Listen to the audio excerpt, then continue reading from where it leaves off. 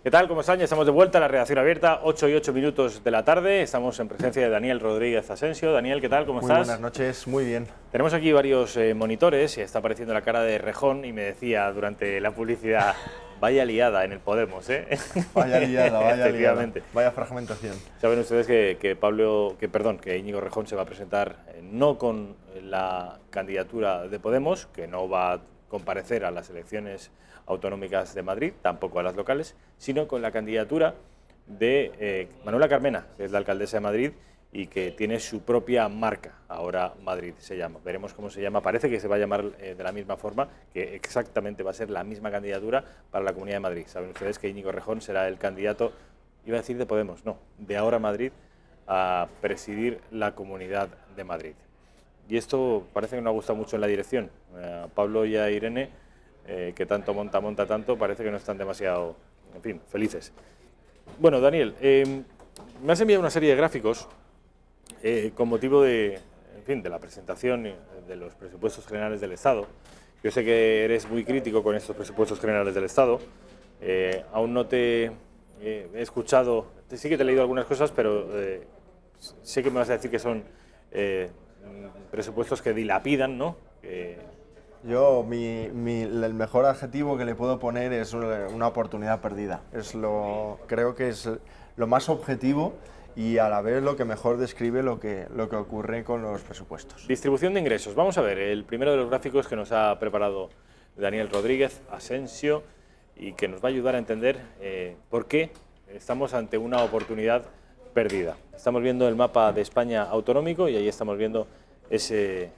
Vamos a ver. Ese gráfico, esa tabla. Haznoslo comprensible. España tenía la oportunidad de ser Alemania, que lleva 4 años en superávit presupuestario, o Italia, que como todos sabemos pues es un pequeño circo ahí montado en Europa, es el mayor riesgo de la eurozona, dominado por populistas, con un déficit crónico y con una solución complicada. Y hemos elegido ser Italia. Italia es un país donde el sector público ejerce una función redistributiva inversa, es decir, que quita a los que menos tienen para dárselo a unas minorías que generalmente son los que más tienen. Y esta tabla es un ejemplo de ello. Esta tabla está extraída de los presupuestos generales tal cual.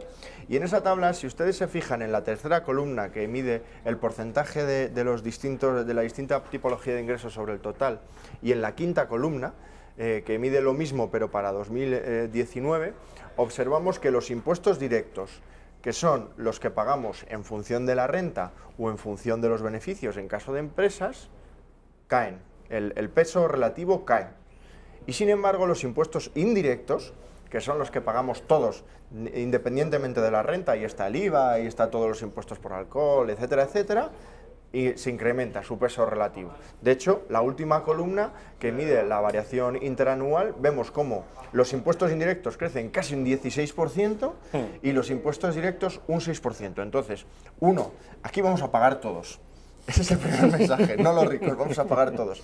Y dos, las estimaciones de ingresos son muy optimistas. El 6,5% que vemos en la primera fila de impuestos directos, para que te hagas una idea, triplica la tasa de crecimiento de los ingresos de los impuestos directos desde el año 1998, la triplica, y con respecto a los últimos 4 años es casi 5 veces más. Hemos estado creciendo en torno al 1%, ¿vale? Y la de impuestos indirectos, luego tenemos otra tabla parecida que yo la llamo la gran mentira, porque ahí están todos la mayor parte de figuras impositivas que se han establecido como novedosas y que es lo que le permite crecer, pues eso, en un 16%, ¿de acuerdo?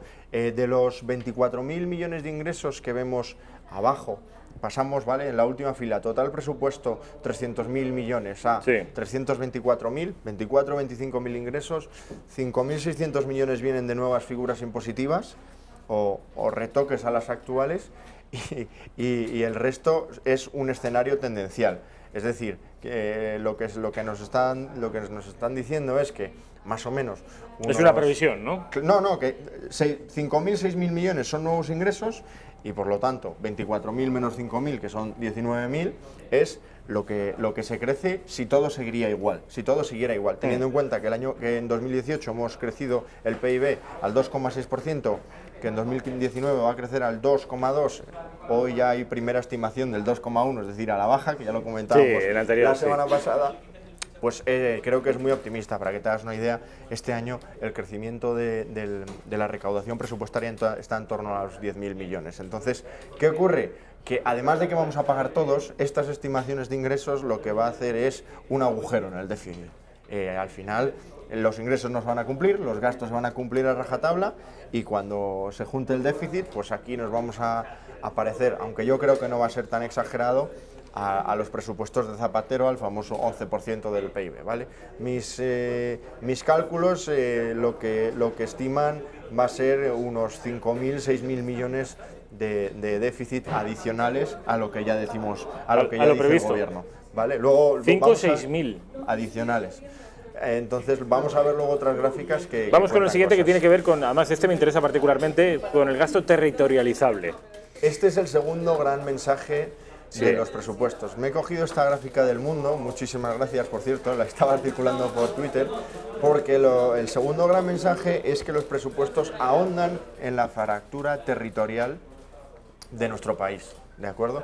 Ahondan, o sea, si vosotros veis ahí, por ejemplo, Cantabria, que estamos viendo que hay un déficit de infraestructuras importantísimo, pues veis ahí casi un menos 10% en el crecimiento interanual. Sí.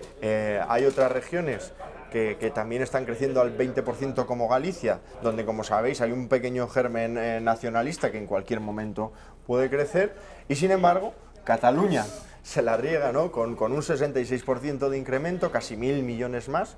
Ojo, esto no es atribuible exclusivamente a Pedro Sánchez. El año pasado el señor Rajoy ya lo hizo. Es un puro método, un mecanismo de negociación, ya que no puede usar ninguna otra herramienta, pues usa el dinero de todos, porque esto se llama comprar votos en el Parlamento. Bueno, pero la operación lógica sería castigarles con menos dinero a los separatistas. Bueno, pero aquí se les premia, parece que claro, aquí el que se porta mal se le premia. Claro, este es el mensaje. La fractura territorial es esa, precisamente. Si tú montas... Y los extremeños que no tienen ni tren, o tienen un tren del siglo XIX, claro, como estos son españoles a cambio de nada, no hace falta que me des dinero para ser español, pues esta gente pervive, en fin, con un menos dinero probablemente del que le toca. Y en Cataluña, en fin, esto es una cosa que yo nunca he entendido. El negocio es montar un partido independentista que funcione medianamente bien y te va a llover el dinero, que además, como sabes, no tenemos muy claro si está destinado a las partidas que deberían de ir o si por el contrario pues está destinado a otros fines, a una nebulosa... A dinamitar el propio país. De hecho, sería la primera vez en la historia que un país financia su propia autodestrucción. Estamos inyectando dinero a las élites catalanas, que son separatistas, hay que recordarlo, en fin, con un incremento del 66%. Es una barbaridad. Bueno, solo hay una comunidad autónoma, que es Navarra, que disfruta de un incremento mayor, que es el 92%. Eso es, pero bueno, los niveles de Navarra son ínfimos, entonces cuando partes de cero y tienes algo es un 100%. ¿no? Llama también la atención Andalucía, que yo personalmente solamente lo puedo atribuir a que no descontaban un escenario de cambio político, y se han llevado la sorpresa, ¿no?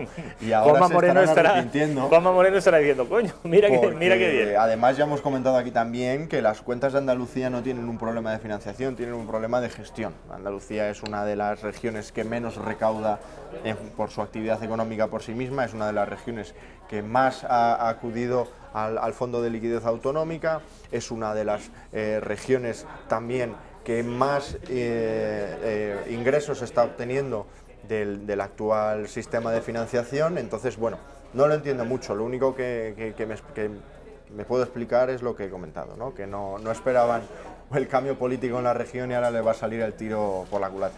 Además, seguramente esto Pedro Sánchez lo había previsto como como una dádiva o como una suerte de entente cordial con Susana Díaz. Vamos a hacer las paces, voy a ponerte dinero ahora que estamos los socialistas gobernando España. y sin embargo el dinero va directamente al Partido Popular, que es el que gobierna. Le ha salido desde luego la operación un poco regular, le ha salido el tiro por la culata. Vamos con el siguiente gráfico que nos has traído, que tiene que ver con el gasto versus el Producto Interior Bruto. Este gráfico es importantísimo. Ayer decía la AIREF, el lunes o el martes, decía la AIREF que los presupuestos seguían un escenario tendencial con respecto a los últimos años. Vemos que es mentira, ¿no? Aquí tenemos el gasto público, aquí son los capítulos 1 a 8, pues justicia, sanidad, educación, etcétera, etcétera. Quitamos toda la parte de activos, pasivos financieros, etcétera, ¿vale? Son los capítulos 1 a 8 y vemos cómo durante el año 2015, 2016 y 2017 la evolución del PIB ha estado marcadamente por encima de la del gasto público. Y esto es muy importante porque es la única manera de reducir el déficit y, por tanto, reducir la deuda en términos porcentuales con respecto al PIB, sin tener que acudir a un escenario de descenso del gasto público que parece que nuestros gobernantes, ninguno, lo tienen interiorizado, ¿no? Sin embargo, el año pasado ya tuvimos un gap de 1,1 puntos porcentuales. ¿Eso qué es? Eso lo que significa es que se gasta más de lo que se crece. ¿Pero GAP, que es el acrónimo de qué? GAP es diferencia entre el PIB, el 2,6% del PIB y el 3,7% de gasto público, ¿vale? Es el diferencial que hay, 1,1 puntos porcentuales el PIB por debajo, y este año pues lo mismo. ¿Esto sois vosotros, Alpha Strategy? Sí, correcto. Este gráfico lo hemos hecho nosotros. Sí. Mira, así os llamáis. Perfecto, muy bonito. 1,1 puntos porcentuales que se mantiene este año, ¿de acuerdo? Entonces no son unos presupuestos tendenciales, no, son unos presupuestos que siguen una pauta marcada el año pasado que es muy nociva para nuestra economía, especialmente en la antesala de una desaceleración económica cuanto menos, y que debemos cambiar. Repito, Alemania lleva 4 años en superávit presupuestario y este año ya va a cumplir el Tratado de Maastricht, que establece que tienes que estar como mínimo por encima del 3% del déficit público y un superávit del 60% del PIB. Si tú creces menos de lo que gastas, es muy difícil, es imposible, matemáticamente imposible, conseguir volver a los orígenes de la Europa próspera y de un país con unas balanzas, con unas cuentas públicas saneadas. Y es lo que estamos viendo este año. Y es lo que vimos el año pasado, que es lo que me preocupa, ¿no? De que haya ya organismos que hablen de nueva tendencia cuando realmente ha sido el año pasado, que ya fue un error, y este año se está continuando. El año pasado, que fue el que dicen el primer presupuesto expansivo después de la crisis, y el que acabaría de confirmar esa tendencia expansiva. Y a los liberales no os gusta nada la expansión de la economía. Punto número 1. Cuando digo expansión es abundar en el gasto público. Presupuesto expansivo ha sido desde la entrada en el euro y más para atrás, ¿de acuerdo? Creo el menos 1,9% que vemos ahí solamente se ha repetido. ¿A qué corresponde? ¿A qué año, más o menos? En 2015, perdón. 2015, y eso ahí no está todo el gasto público. Si tú ves la evolución del gasto público es positivo. Lo que pasa es que digamos que son las partidas de gastos reales, lo que realmente sale de las arcas públicas. Luego el resto es más contabilidad nacional, ¿vale? Entonces ese menos 1,9 que vemos ahí solamente se ha repetido en 2013. El resto de años el gasto se ha incrementado, pero ha sido, vamos, no hay pausa en el incremento del gasto, ¿no? Y además se incrementa por encima del PIB, que vemos que en 2014 también está ocurriendo. O sea, es de ahí que tengamos un déficit crónico en los últimos 18 años, 15 o 16, no me acuerdo, hemos incurrido en déficit público, lo cual pues ya es crónico. Sí. Directamente. Esto no es keynesianismo, ¿no? El keynesianismo lo que dice es, cuando hay crisis, es decir, 2008-2012, déficit, y cuando estamos en expansión, superávit. Llevamos desde el año 2014 en expansión económica, creciendo además a ritmos superiores al 3%, y seguimos en déficit público. Entonces, esto no es ser liberal o no, esto es tú qué harías con las finanzas son matemáticas, de tu casa. Son matemáticas, sí, tienes toda la razón. ¿Hay algún país que tú te hayas fijado que sí esté cumpliendo con esos criterios en época de expansión? Vamos a guardar para cuando no tengamos. Sí, hay muchos. El primero es Alemania. Pero su economía se está ralentizando. Sí, bueno, pero eso no pasa nada, porque, o sea, la economía es cíclica, siempre se va a ralentizar. Lo importante es que cuando estás creciendo guardes la mochila para cuando lo necesitas. Alemania entró en la crisis de 2008, especialmente en la de 2012, con una situación relativa mejor que nosotros por dos razones. Una, superávit comercial, ausencia y por tanto ausencia de deuda externa. Sí que tiene, pero no a los 200 y pico % del PIB que teníamos nosotros. ¿200 y pico teníamos? Sí, 200 ahora tenemos y pico. 100. Ahora tenemos 100. La deuda privada externa se ha reducido mucho. Lo que Pero hemos aumentado es la pública. ¿En tan poquito tiempo hemos reducido la mitad la deuda? El esfuerzo de desapalancamiento de la economía española ha sido alucinante. No sabía yo que hubiéramos estado en el 200. Llevamos con superávit de la cuenta corriente desde 2015 prácticamente. O sea, esto se lo debemos a Rajoy, tan denostado hoy. Sí, a Rajoy le debemos muchas cosas. Lo primero, hacer reformas en un momento muy difícil y muy complejo, reformas que no eran sencillas. Lo segundo, una reforma imprescindible, que es la reforma laboral. Lo tercero, el rescate al sistema financiero, que si quieres algún día vengo aquí con gráficas y te demuestro, echo abajo muchos de los mitos que hay en torno a pues ese me rescate. interesaría, sí. Para que los grandes highlights es, los ciudadanos hemos pagado el 65% del rescate al sector financiero, no el 100%. Segundo, si miramos el periodo 2008, 2015 o 2016, no me acuerdo, la factura por año y ciudadano ha sido de 100 euros, no más. 100 euros. Para que te hagas una idea, el impuestazo al diésel que ha metido este año el señor Pedro Sánchez en nuestro bolsillo, más o menos es lo mismo, y eso va a perdurar en el tiempo. Tercero, la aportación a la deuda pública de los recursos inyectados al sistema financiero nunca ha superado el 5% de la deuda generada durante el año. Nunca, ningún año. Somos de los países que menos aportación ha tenido a la deuda pública por parte del sector financiero. Bueno, y con esto, como esto hay mucho. Entonces, Rajoy no ha hecho, creo que podría haber sido más valiente en sus propuestas, especialmente durante el segundo periodo electoral, durante su segundo ciclo electoral. Creo que hay mucho margen de mejora en términos económicos ahí, pero yo creo que también ha hecho cosas bien y hay que reconocérselo. Pues para mí es una alegría esto que me dices, porque si hemos reducido la deuda pública que teníamos en un 50%, bueno, en un 100%, no, de 200 a 100, vamos. Casi 100 puntos porcentuales, sí. Lo que queda, porque yo pensaba que esto era una cosa de décadas. No, esto se puede reducir completamente en muy poco tiempo. Por supuesto, la deuda, tú piensas que... Porque hablan de que es un lastre, que lastra la economía española y que es una cosa prácticamente como una maldición. Si es tan fácilmente, desde el punto de vista cronológico, en 4 o 5 años la podríamos liquidar. No es tan sencillo porque hay sectores. Rajoy lo hizo. No hay sectores apalancados, no hay sectores tampoco apalancados y además, o sea,